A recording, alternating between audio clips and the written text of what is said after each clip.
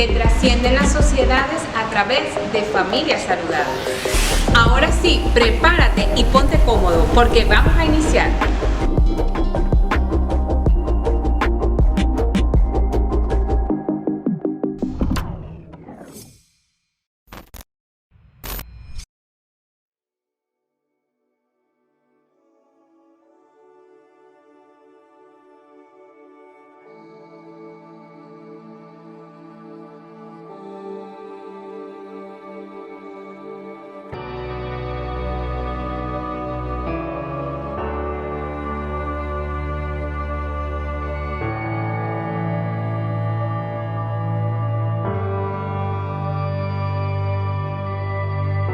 Tu voz me llama a las aguas, donde mis pies pueden fallar.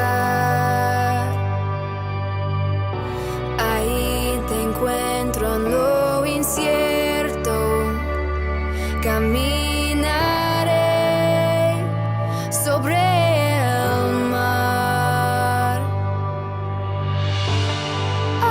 Tu nombre clamaré, en ti mis ojos fijaré, en tempestad descansaré en tu poder, pues tuyo soy hasta el final.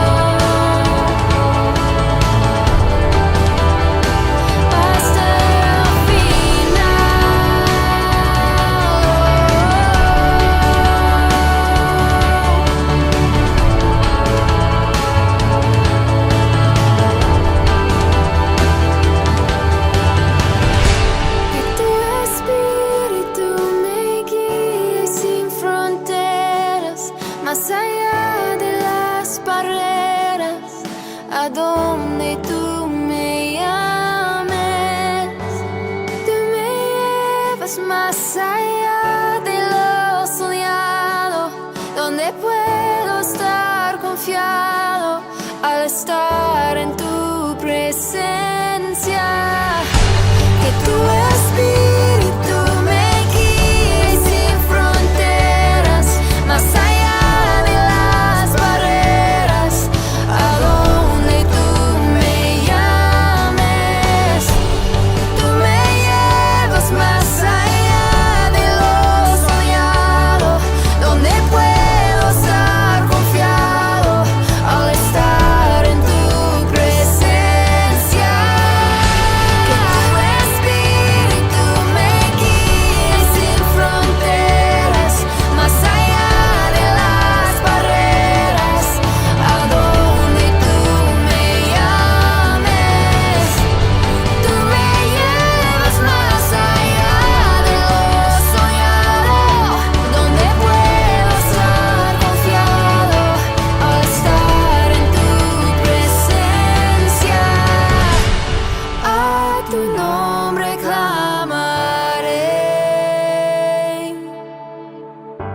En ti mis ojos fijaré.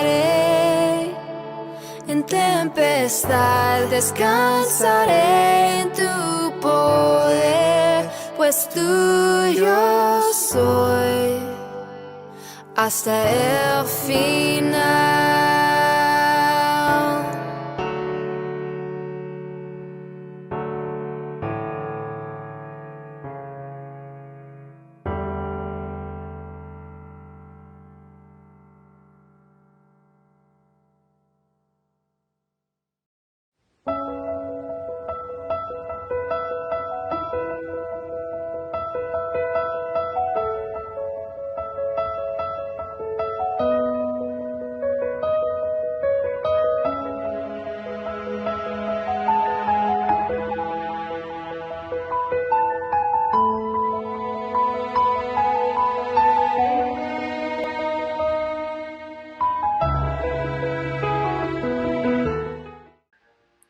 Detente.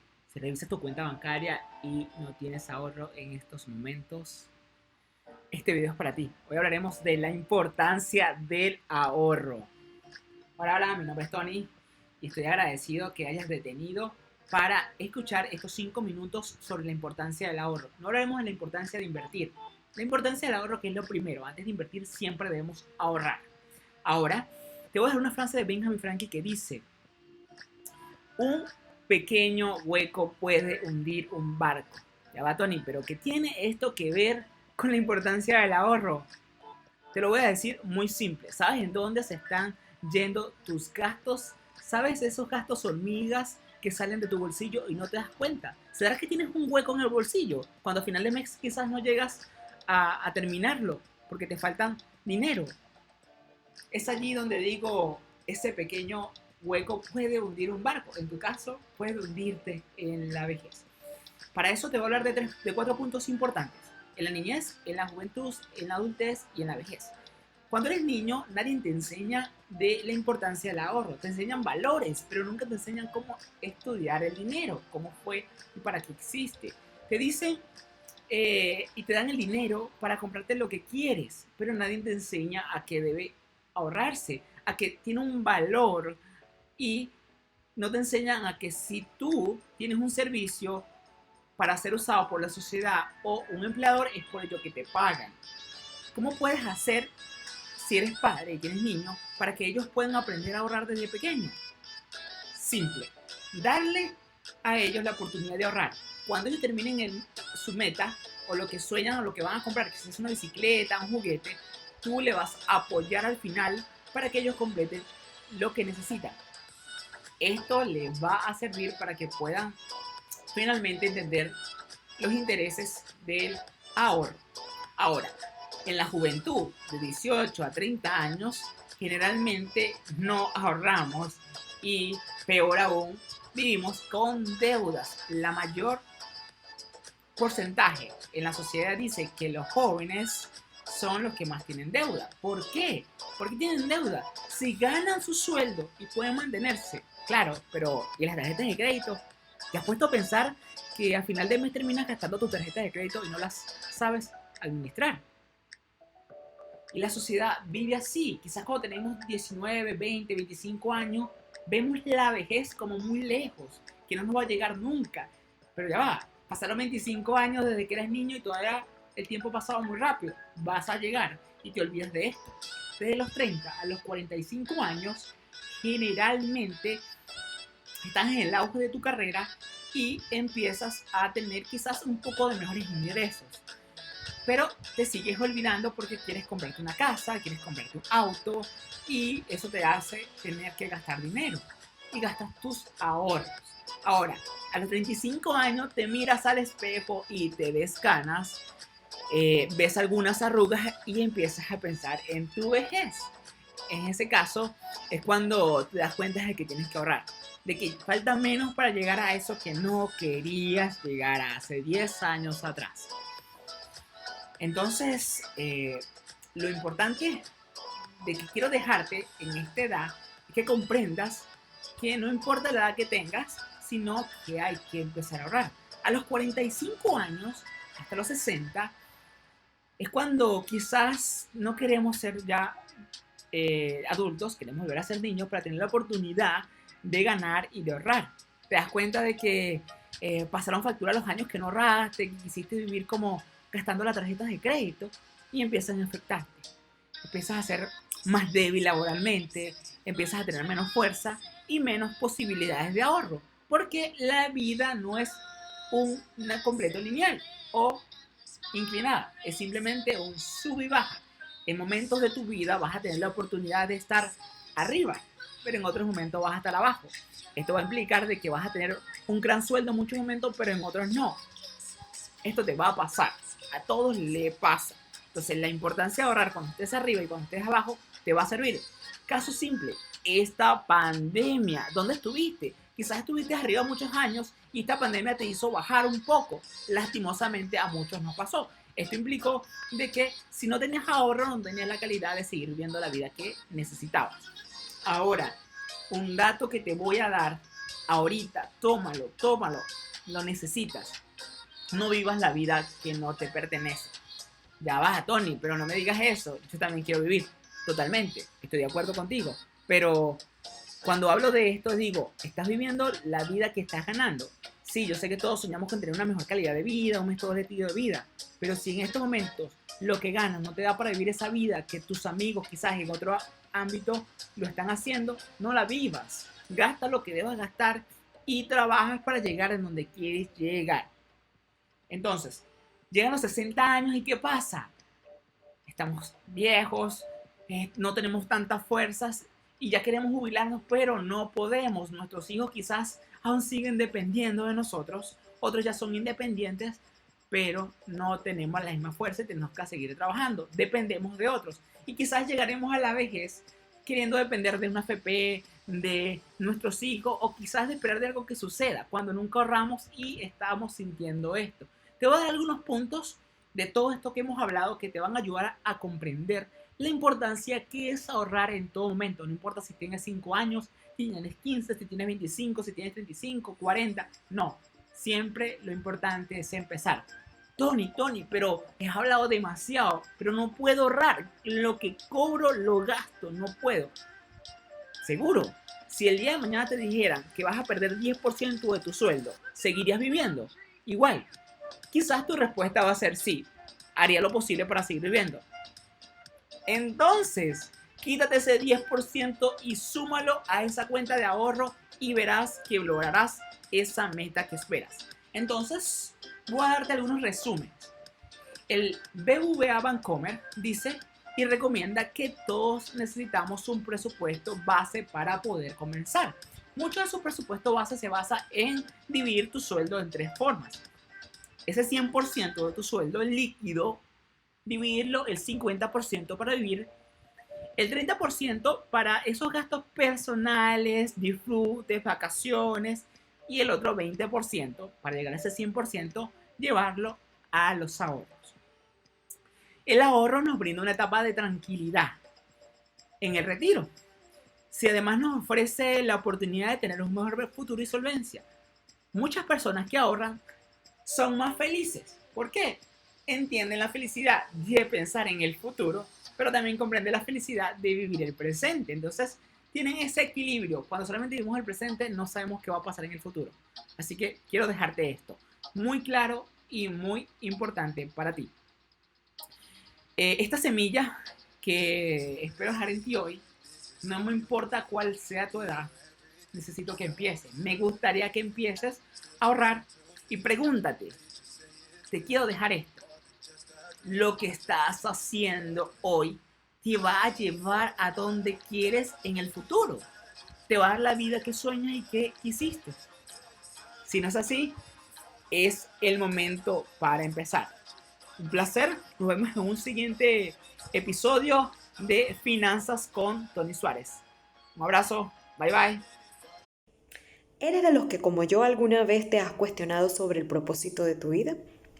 Si es así, permíteme orientarte. Hoy son muchas las personas que escuchamos decir no sé para qué estoy en esta tierra, no sé hacia dónde voy o simplemente desconozco el propósito de mi vida. Sabes, todo parte de la ignorancia. del desconocimiento que tenemos en la palabra de Dios. En Colosenses 1:16 Dios nos dice, porque todo, absolutamente todo, arriba, abajo, visible o invisible, todo tuvo su comienzo en Él y encuentra propósito en Él. Dios te creó con capacidades, dones, talentos y habilidades, pero te creó con un propósito que va mucho más allá de tu realización personal, va mucho más allá de tu felicidad, de esas metas que pudiste haber cumplido, de esos títulos que obtuviste. Si quieres saber por qué estás plantado en esta tierra, tienes que comenzar con Dios. Usted nació debido a su propósito y para propósito de Él. La búsqueda del propósito de vida ha dejado perpleja a la gente por miles de años.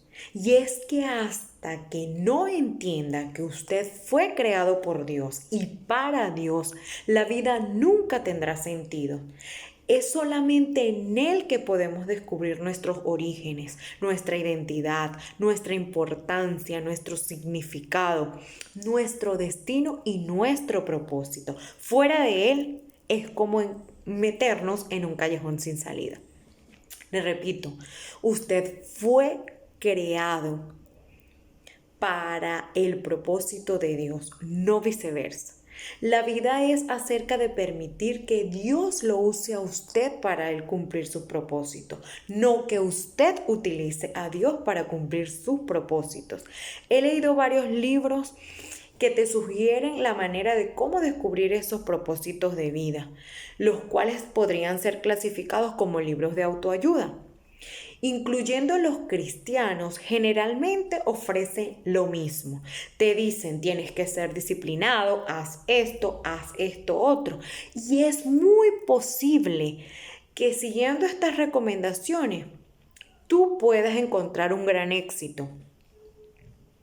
Usted por lo general puede tener éxito en realizar alguna meta si usted propone hacérselo. Pero entre ser exitoso y cumplir con el propósito de vida no es lo mismo. Usted puede lograr todas las metas personales, tener un éxito rotundo de acuerdo a los criterios del mundo y aún así no encontrar los propósitos para los cuales Dios lo creó. Es por eso que muchos conocemos a personas exitosas en sus negocios o adineradas, y aun cuando pudiéramos pensar que no les falta nada, ellos mismos sienten que eso que tienen no es suficiente y que les falta algo. Podemos descubrir lo que Dios ha revelado acerca de la vida en ese manual de instrucciones que nos dejó, llamado Biblia. Allí nos explica por qué estamos vivos, cómo funcionamos, qué debemos evitar y qué esperar del futuro. ¿Sabes? La Biblia te explica lo que ningún libro de autoayuda o de filosofía podría decirte. Te invito a que te evalúes si quieres seguir siendo de los que busca su propósito de vida como lo busca la mayoría del mundo, o si por el contrario buscarás dicho propósito en la verdadera fuente, que es Jesús, y que nos dejó en ese manual todas esas palabras y todas esas respuestas a nuestras preguntas. Muchas gracias. Hola, qué gusto saludarte. Mi nombre es Gustavo Fonseca, servidor de la Iglesia Las Buenas Nuevas Shore. Quiero hablarte un poco sobre la fe. ¿Qué hace la fe? ¿Qué tan importante es la fe en nuestra vida cristiana? ¿Es cierto que la fe mueve montaña? ¿Qué tanto estás dispuesto a arriesgar para conseguir lo que crees que Dios tiene preparado para ti? Pensemos, a veces creo que Dios tiene cosas grandes para mí, y ¿qué es lo que nos falta para tomarlo? Eso está allí para ser tomado. ¿Qué es lo que nos hace falta? quiero comentarte un poco sobre una historia que está en la Biblia que ha impactado mi vida de manera poderosísima. Desde que la conocí, cuando apenas era un joven, hasta estos próximos días se me ha impactado y es lo que quiero compartir contigo. Y es la historia de la hija de Jairo y la mujer que tocó el manto de Jesucristo. Esto está en Lucas 8, 40 al 48. ¿Y por qué impactó mi vida? Me muero por contarte esto. Me muero por qué impactó mi vida y qué fue lo que sucedió estos últimos días para que me motivara a hablarte de esto. Dice la palabra de Dios: cuando volvió Jesús, le recibió la multitud con gozo porque todos los esperaban. Yo quiero que tú te imagines una gran multitud en la calle repleta de personas, donde ya habían escuchado que Jesucristo sanaba a personas, que había alimentado a muchas personas en el camino, que había un leproso que había sido sano. Y las personas emocionadas querían ver a esta persona, querían ver al maestro que venía en esa gran multitud. Y cuando escuchan viene Jesucristo, todas las personas que están allí en los comercios, en sus casas, venía la gran multitud y se acercaba otra gran multitud. Quiero que te imagines esa gran multitud. Entonces, ¿qué sucedió? Vino un varón llamado Jairo, que era principal de la sinagoga, y postrándose a los pies de Jesús, le rogaba que entrara a su casa. Por favor, Jesús, dice la palabra, que le rogaba: entra a mi casa. ¿Por qué quería Jairo que Jesús entrara a su casa? Porque tenía una hija única como de 12 años, dice la palabra de Dios, que se estaba muriendo. Y mientras iba, la multitud oprimía a Jesucristo. Jesucristo se interesó en este momento por la hija de Jairo. Él conocía el sufrimiento de Jairo cuando su hija estaba postrada en una cama. Y dice la palabra que le rogó. Y Jesucristo dice: vamos, vamos. Y dice también la palabra que la gran multitud hostigaba a Jesucristo, lo movían. Me imagino Jesucristo tocaba por aquí, saludaba por allá, con tanto amor que tiene el maestro. De igual forma, los 12 discípulos protegían a Jesucristo, pero era inevitable que lo empujaran, que lo oprimieran allí. ¿Y qué sucedió camino a la casa de Jairo? Este es el tema central que quiero que escuches. Pero una mujer que padecía de flujo de sangre desde hacía 12 años. 12 años una mujer con un flujo de sangre. ¿Qué quiere decir esto? Que esta mujer tenía un periodo, tenía la menstruación por 12 años. Tenía 12 años y había gastado en médico todo cuanto tenía y ninguno había podido darle la cura. Quiero que sepas o que te imagines esta parte. Esta mujer con 12 años, menstruando, quiero que te imagines cómo era su aspecto. Era una mujer demacrada, era una mujer enferma, era una mujer muy débil, que estaba allí y escuchó que venía Jesucristo. Ella escuchó que venía Jesucristo. ¿Y qué dice esta mujer? Dice la palabra de Dios que ella con su fe decía: si tan solo yo pudiera tocar el borde del manto de Jesucristo, yo seré sana. Yo seré sana. Esa era la fe que tenía esta mujer. Pero hay algo que quiero contarte. Según las leyes en aquel entonces, una mujer con el periodo o en su proceso de menstruación no podía tocar a un hombre. Era considerada una mujer impura. Incluso donde la mujer se sentaba y tenía el periodo, ese lugar quedaba impuro por un periodo de tiempo. Entonces era riesgo para esta mujer tocar el borde del manto de Jesucristo. Imagínense esto.